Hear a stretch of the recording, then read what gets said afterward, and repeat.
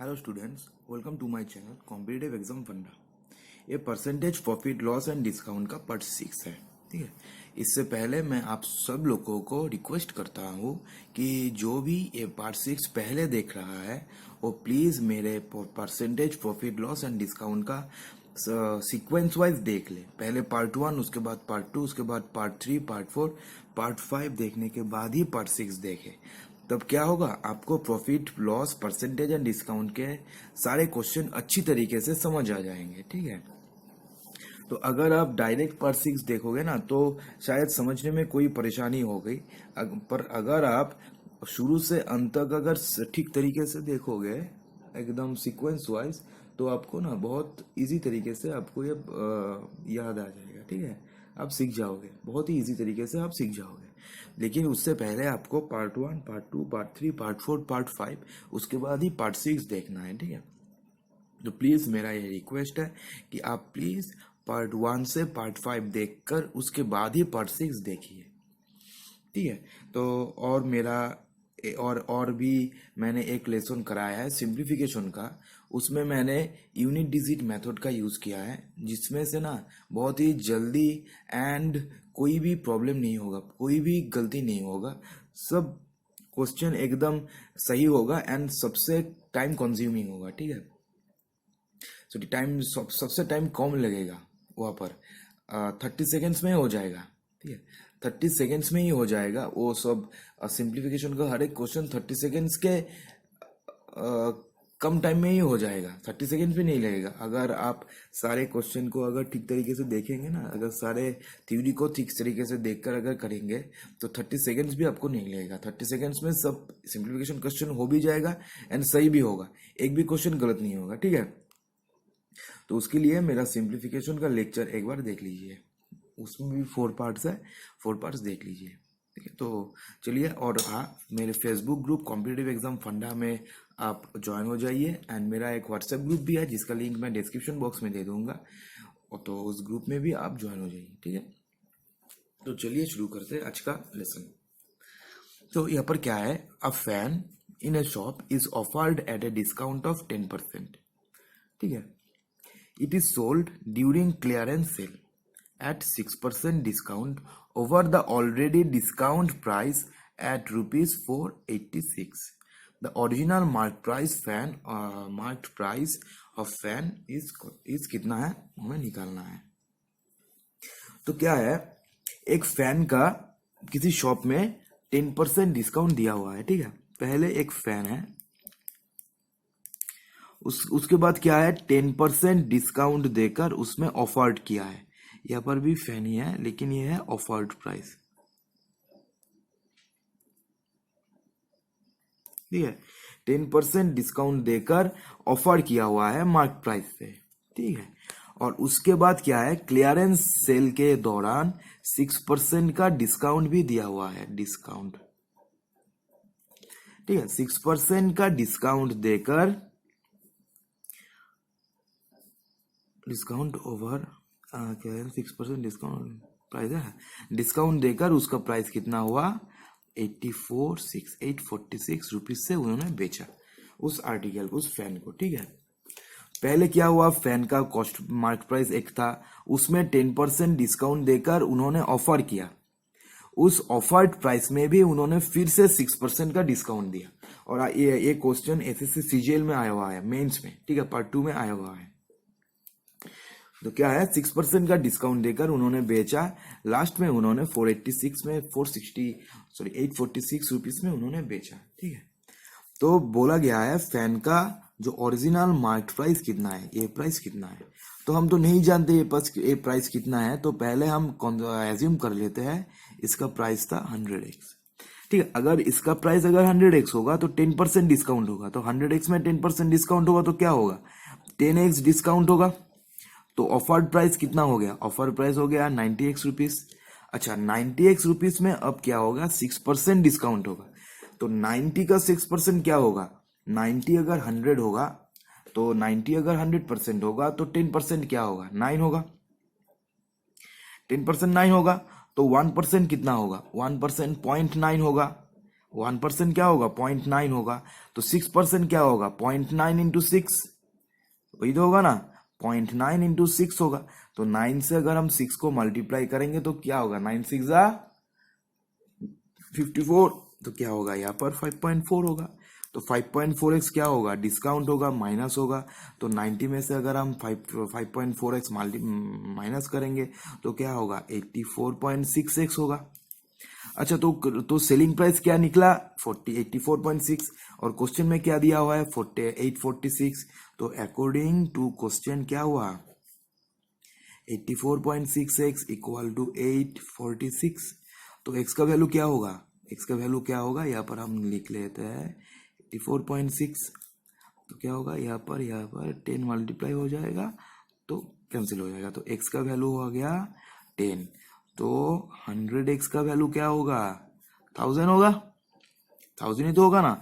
तो 100x मैंने क्या अज्यूम किया था, फैन का मार्केट प्राइस, तो the original market price of the fan तो कितना हुआ, तो एक मिनट देखिए। हाँ, तो ऑफर प्राइस क्या है, ऑफर प्राइस है नहीं, मैंने ना, तो ये ऑफर प्राइस यही है ना, यही ओरिजिनल प्राइस है। तो 100x है मेरा इस फैन का कॉस्ट प्राइस, ठीक है। तो कॉस्ट प्राइस है 100x, तो ऑफर प्राइस कितना होगा, तो ओरिजिनल मार्केट प्राइस कितना होगा, मार्केट प्राइस 10% कम करके उन्होंने मार्केट प्राइस किया था।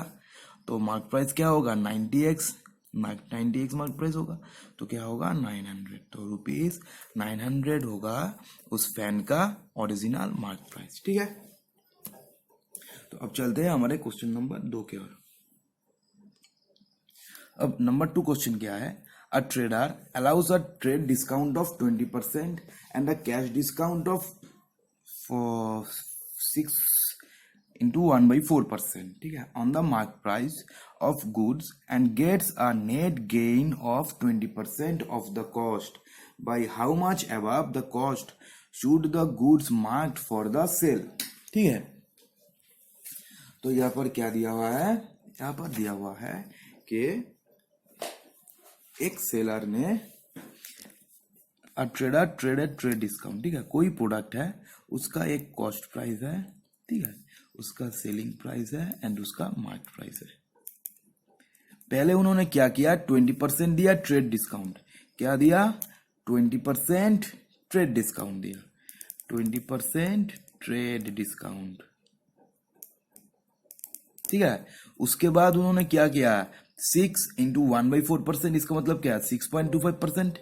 उसके बाद क्या किया डिस्काउंट 6.25% उन्होंने क्या किया मार्क प्राइस, उन्होंने कैश डिस्काउंट दिया, कैश डिस्काउंट।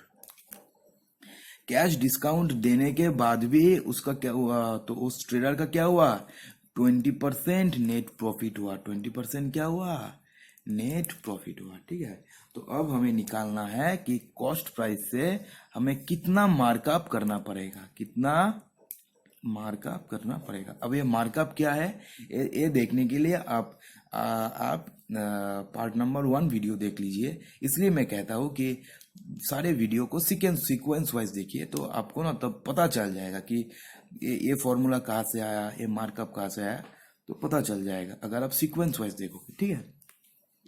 तो हमें निकालना है कि कितना मार्क हमें आप करना है कॉस्ट प्राइस से मार्क प्राइस, ठीक है।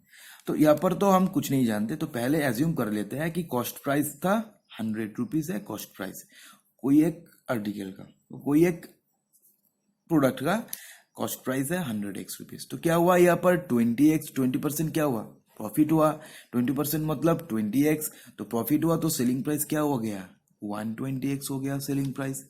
अच्छा, तो मार्केट प्राइस के ऊपर 2 सक्सेसिव डिस्काउंट हुआ, एक हुआ 20% और एक हुआ 6.25%। तो टोटल कितना डिस्काउंट, टोटल कितना डिस्काउंट है, टोटल सक्सेसिव डिस्काउंट 20% है, 6.25% है, तो टोटल कितना डिस्काउंट हो गया, तो -20% -6.25% प्लस 20 इंटू 6.25 डिवाइडेड बाई 100।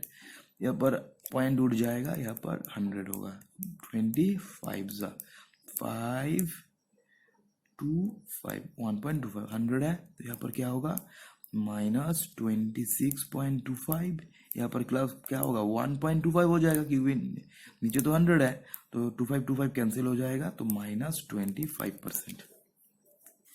ठीक है, तो टोटल क्या है, मार्केट प्राइस से सेलिंग प्राइस में trade discount and cash discount मिलाकर टोटल कितना डिस्काउंट हो गया, टोटल डिस्काउंट हो गया 25%। ठीक है, तो देखिए, तो मार्केट प्राइस से सेलिंग प्राइस में आया 25% डिस्काउंट होकर, तब मार्केट प्राइस ज्यादा होगा सेलिंग प्राइस से। अगर मार्केट प्राइस सेलिंग प्राइस से ज्यादा होगा तभी तो 25% डिस्काउंट देने के बाद भी सेलिंग प्राइस कम होगा ना। अगर मार्केट प्राइस अगर कम होगा, उसमें से अगर हम 25% डिस्काउंट देंगे तो क्या होगा, ये तो नहीं होगा ना, तो मार्केट प्राइस ज्यादा होगा।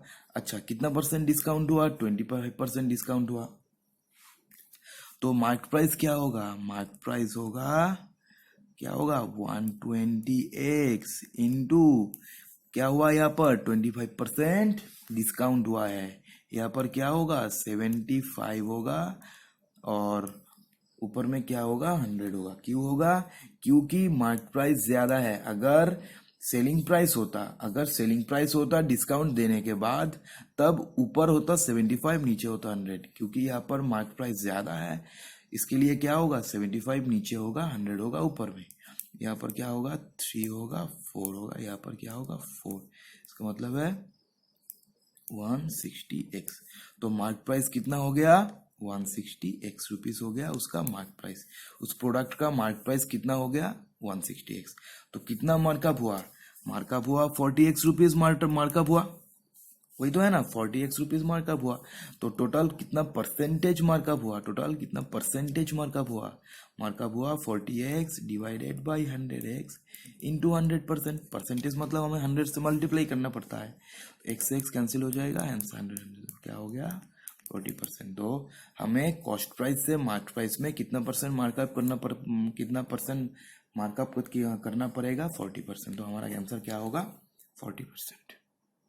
अब क्वेश्चन नंबर 3, यहाँ पर क्या है, तरुण ने एक टीवी खरीदा 20% डिस्काउंट में, ऑन द लेवल प्राइस में 20% डिस्काउंट में उन्होंने क्या किया, तरुण ने क्या किया, एक टीवी खरीदा।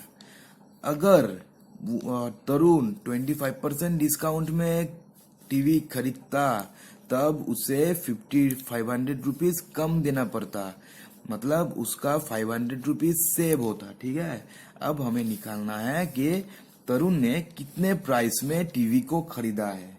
ये याद रखना होगा कि कितने प्राइस में टीवी को खरीदा है, ये हमें निकालना है। टीवी का मार्केट प्राइस क्या है वो हमें निकालना नहीं है। ठीक है, तो पहले तो हमें एज्यूम करना ही होगा कि टीवी का market price market price, let us assume TV का मार्केट प्राइस है 100x। तो पहले क्या हुआ, पहले 20% डिस्काउंट मिला, डिस्काउंट होकर सेलिंग प्राइस क्या हो गया, तो जो तरुण का जो कॉस्ट प्राइस क्या हो गया, वह तरुण का दुकानदार का सेलिंग प्राइस इक्वल टू तरुण का कॉस्ट प्राइस। तो क्या हो गया, तरुण ने कितने में खरीदा 80x में खरीदा। अच्छा, अगर 25% का अगर डिस्काउंट अगर मिलता तो टीवी कितने में खरीदना पड़ता 75x में खरीदना पड़ता। तो अब तरुण ने खरीदा 80x में, अगर 25% का अगर डिस्काउंट होता तो 75x में खरीदता। तो कितने का फायदा हुआ, 80x minus 75x is equal to क्या हुआ 5x का उसे फायदा हुआ। तो यहाँ पर क्या है 5x इक्वल टू क्या होगा 500 होगा।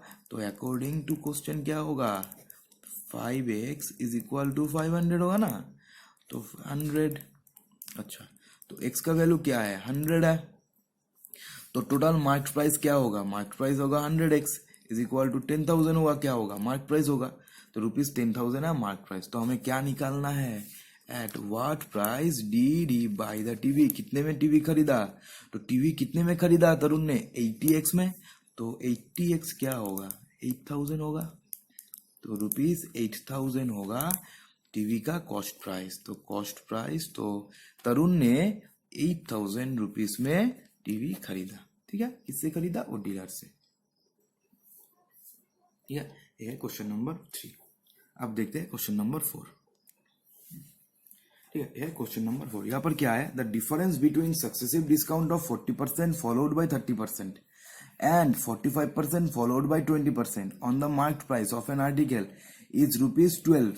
The marked price of the article is पहले 40%, उसके बाद 30% and 45% पहले मिलता है, उसके बाद मिलता है 20%।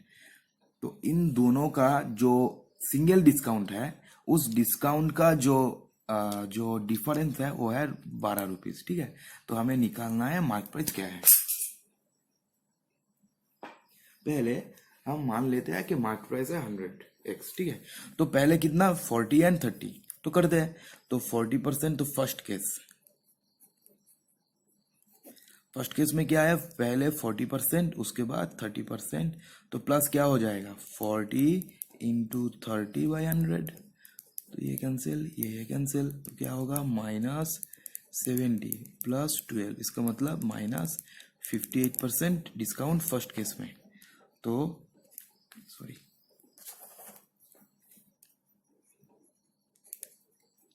सेकेंड केस में क्या होगा, सेकेंड केस में पहले 45% डिस्काउंट होगा, उसके बाद 20% डिस्काउंट होगा, प्लस होगा 45 इंटू 20 डिवाइडेड बाई 100 भी है ना, तो 5, तो क्या होगा 9 क्या होगा यहाँ पर -65 प्लस 9, इसका मतलब क्या है, माइनस क्या है 67 है, सॉरी 66 है, सॉरी 56 है, सॉरी -56 है, 56%। तो पहले में उसको कितना डिस्काउंट मिलता 58%, और बाद में उसको कितना डिस्काउंट मिलता सेकेंड केस में 56%। ठीक है, तो फर्स्ट केस में अगर कोई प्रोडक्ट का वैल्यू अगर 100x होता और 58x मतलब 58%, या इसका मतलब 58x अगर उन्हें डिस्काउंट मिलता तो कितना होता, कॉस्ट प्राइस कितना होता, तो सेलिंग प्राइस कितना होता, सेलिंग प्राइस होता क्या होता 42x होता सेलिंग प्राइस। और सेकेंड केस में अगर 100x होगा मार्क प्राइस एंड 56% अगर डिस्काउंट होता तो क्या होता, 56x रुपीज डिस्काउंट मिलता तो क्या होता 44x। अच्छा, अब इस दोनों का डिफरेंस क्या है, दोनों का डिफरेंस 2x है, और यहाँ पर दोनों का 12 रुपीज है, और यहाँ पर दोनों का डिफरेंस क्या है 44x एंड 42x का डिफरेंस क्या है 2x, तो 2x इक्वल टू क्या है 12 रुपीज होगा, तो x के तो 26, तो x का वैल्यू क्या है ₹6 है, तो 100x का वैल्यू क्या है ₹600, तो क्या है, तो उस प्रोडक्ट का मार्केट प्राइस कितना हो गया ₹600। ठीक है, तो आई थिंक कि आप लोगों को ये टोटल 4 क्वेश्चन समझ में आ गया। अगर आपका कोई भी डाउट हो तो प्लीज़ मेरे कमेंट बॉक्स में कमेंट करें, और हाँ मैं फिर से बोलूँगा कि मेरा वीडियो प्लीज़ पार्ट 1 से पार्ट 5 तक देखकर फिर पार्ट 6 देखें, तब आपको ठीक तरीके से समझ आ जाएगा। ठीक है, तो और मैं ये दावे के साथ बोल सकता हूँ कि अगर आप अगर पार्ट कंप्लीट करेंगे ना, तो उसके बाद प्रॉफिट एंड लॉस का कोई भी कंफ्यूजन नहीं रहेगा आपके दिमाग पर। ठीक है, तो आपका प्रॉफिट एंड लॉस का टोटल कंफ्यूजन ही क्लियर हो जाएगा। ठीक है, तो और आगे मैं और 2-3 पार्ट लेके आऊँगा, 2 से 3 पार्ट लेके आऊँगा। उसके बाद मैं शायद पाइप सिस्टम और टाइम डिस्टेंस में से कुछ एक कर दूंगा, और मैं English and GK and reasoning का भी शॉर्ट ट्रिक्स बता दूंगा। ठीक है, तो अगर आपको मेरा वीडियो अच्छे लगे तो चैनल को ज़रूर सब्सक्राइब कर लेना, एंड मेरे वीडियो को अपने फ्रेंड लोगों के साथ ज़रूर शेयर करना। ठीक है, शेयर ज़रूर करना, एंड मेरे फेसबुक ग्रुप एंड मेरे व्हाट्सएप ग्रुप में ज़रूर ज्वाइन हो जाना, एंड मेरे वीडियो को शेयर कर देना। ठीक है, थैंक यू।